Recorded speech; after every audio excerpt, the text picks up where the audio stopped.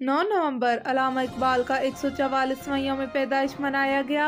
मिज़ार इकबाल पर गार्ड्स की तब्दीली की पुरवकार तकरीब मुनक्किद की गई। लाहौर में मिज़ार इकबाल पर मुनक्किदा तकरीब में पाक बहरिया के चाको चौबंद दस्ते ने सलामी दी और मिज़ार के एजाज़ी गार्ड्स की जिम्मेदारियां संभाल लीं।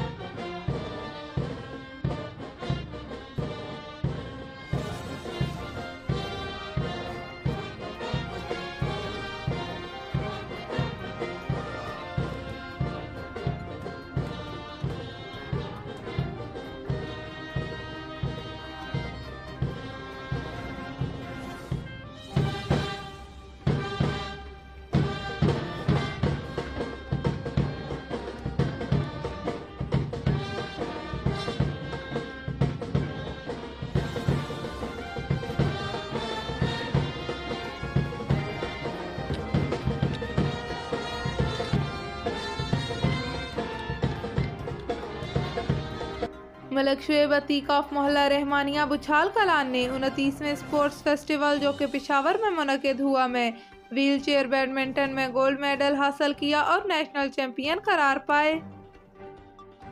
कराची से आगा मोहम्मद रिजवान की रिपोर्ट के मुताबिक SSP किमाड़ी और SP किमाड़ी डिवीजन की हदायत पर SHO जैक्सन थाना की तबंग कार्रवाई।